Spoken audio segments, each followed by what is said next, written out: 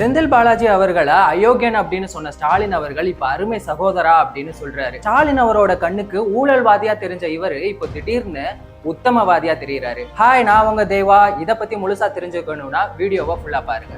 செந்தில் பாலாஜி அவரோட சாதனை பத்தி பேசலாமா? கரூர்ல நடந்த டிஎம்கே முப்பெரும் விழால ஸ்டாலின் அவர்கள் செந்தில் பாலாஜி அவர்களை கோடு போட சொன்னா ரோடு போடுவாரு அப்படின்னு சொல்றாரு. கோடு போட சொன்னா கோடு தான் போடணும். ஏன் ரோடு போடணும்? ஏற்கனவே ரோட்டை போட்டு ஆட்டிய போட்டதெல்லாம் பத்தாதா? கொள்கையை கடைபிடிக்க சொன்னா கொள்ளையடிக்கிறது, மாமூல் வாங்குறது, இந்த மாதிரி ஸ்டாலின் அவர்கள் என்ன சொல்றாரோ அதை செந்தில் பாலாஜி அவர்கள் செய்ய மாட்டாரு. செந்தில் பாலாஜி அவர் என்ன சொல்றாரோ அதை தான் ஸ்டாலின் செய்வாரு. ஒயின் ஷாப்ல 10 ரூபாய் கமிஷன் இருந்தா டீல் ஓகே, பார் ஓபன் பண்ணலாம், இல்லனா பாரை க்ளோஸ் பண்ணிடுவோம் அப்படின்னு எல்லாரையும் மிரட்டுறது. இருந்தாலும் கடலமுத்து ரொம்ப ஸ்ட்ரிக்ட்பா அப்படிங்கிற மாதிரி இந்த விஷயத்துல செந்தில் பாலாஜி ரொம்ப ஸ்ட்ரிக்டா இருப்பாரு. பெண்களோட பேர்ல பாரை ஓபன் பண்றது, கண்டக்டர் வேலை வாங்கி தரேன், டிரைவர் வேலை வாங்கி தரேன்னு கோடிக்கணக்கில் லஞ்சம் வாங்கினது, அதுக்காக ஜெயிலுக்கு போனதுன்னு ஏகப்பட்ட சாதனைகள் இருக்கு. இதுல எனக்கு என்ன சந்தேகம் இருக்கு அப்படின்னா, 2016 அதிமுகல செந்தில் பாலாஜி அவர்கள் இருந்தப்போ ஸ்டாலின் அவர் என்ன சொன்னாரு? ஊழல் பண்றாரு, லஞ்சம் வாங்குறாரு, கொள்ளையடிக்கிறாரு, கரூர் முழுசா செந்தில் பாலாஜி மற்றும் அவரோட தம்பியோட கண்ட்ரோல்ல தான் இருக்கு அப்படின்னு சொன்னாரு.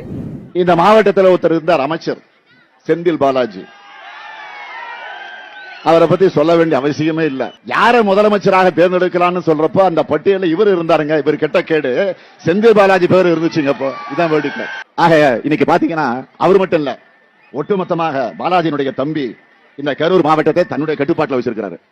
கட்டுப்பாடுனா கொள்ளையடிக்கிறதுல, ஊழல் செய்யறதுல, லஞ்சம் வாங்குறதுல, அந்த கட்டுப்பாட்டில் வச்சிருக்கிறாரு. ஆள் கடத்தல், நில அபகரிப்பு புகார்கள் எல்லாம் இன்னைக்கு நீதிமன்றத்தில் இருக்கு. ஒன்றா இரண்டா எடுத்து சொல்ல அப்படின்னு பாட்டு. இப்ப அவர் எப்படி பேசுறாரு?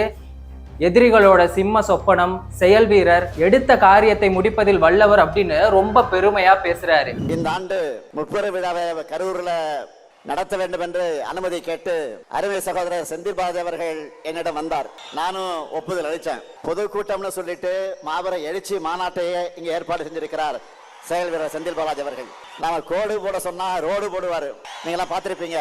ரோடு போட்டு அந்த ரோடு மேலதான் நான் வாகனத்துல வந்தேன். மேற்கு மண்டலத்துல எதிரிகளுக்கெல்லாம் ஒரு சிம்ம சொப்பனமாக இருக்கக்கூடியவர் தான் நம்முடைய செந்தில் பாலாஜி அவர்கள். அதனாலதான் அவர் வெளியில இருந்தா தங்களால் நிம்மதியா தூங்க முடியாதுன்னு அவரை முடக்க பார்த்தாங்க. ஆனா அவரை முடக்க முடியுமா? எடுத்த பணியை வெற்றிகரமா முடிச்சு காட்டுவார். நான் உறுதியா சொல்றேன், கழக வரலாற்றிலே இப்படி ஒரு பிரம்மாண்டமான முப்பெரும் விழா நடந்திருக்காது. இது எப்படி தெரியுமா இருக்கு? அது வேற வாயி, இது நார வாயி, அப்படிதான் இருக்கு. ஊரு ரெண்டு பட்டு போனா கூத்தாடிக்கு கொண்டாட்டம் அப்படின்னு சொல்லுவாங்க. அந்த மாதிரி 8 வருஷத்துக்கு முன்னாடி ஸ்டாலின் அவர்கள் பேசினதை எடப்பாடி பழனிசாமி அவர்கள் இப்போ சோசியல் மீடியால போட்டு வைரல் பண்ணிட்டு இருக்காரு. அதை விட இளவரசுக்கு மிக மிக நெருக்கமாக இருந்தவர் செந்தில் பாலாஜி. அந்த செந்தில் பாலாஜி அமைச்சரவை 15 முறை ஏற்கனவே மாத்தி அமைச்சாங்க. அப்பெல்லாம் அவரை மாத்தல, சீனியர் அமைச்சர் எல்லாம் மாத்தினாங்க. ஆனா இந்த ஜூனியர் அமைச்சரை மாத்திரம் மாத்தல. அது மட்டுமா? அது மாதிரி நிறைய இருக்குது. திரு செந்தில் பாலாஜி அவர்கள் அவர் அமைச்சராக இருந்த பொழுது, அவர் எதிர்கட்சியில் திராவிட முன்னேற்ற கழக தலைவர் திரு ஸ்டாலின் இருந்த பொழுது சொன்ன கருத்து இப்போ அதுக்குள்ளேயே புனிதமாயிட்டாரா? இதை பார்த்த நெட்டிசன்கள் என்ன சொல்றாங்க அப்படின்னா, எடப்பாடி அவர்களே, உங்களோட வீடியோ இதை விட ஏகப்பட்டது இருக்கு, அதெல்லாம் சோசியல் மீடியால நாங்க போட்டோம்னா உங்களோட நிலைமை எப்படி இருக்கும் அப்படிங்கிறத யோசிச்சு பாருங்க, இந்த மாதிரி எல்லாம் சொல்லிட்டு இருக்காங்க. ஸோ இதை பத்தி நீங்க என்ன நினைக்கிறீங்க அப்படிங்கிறத மறக்காம கமெண்ட் பாக்ஸ்ல சொல்லிட்டு போங்க.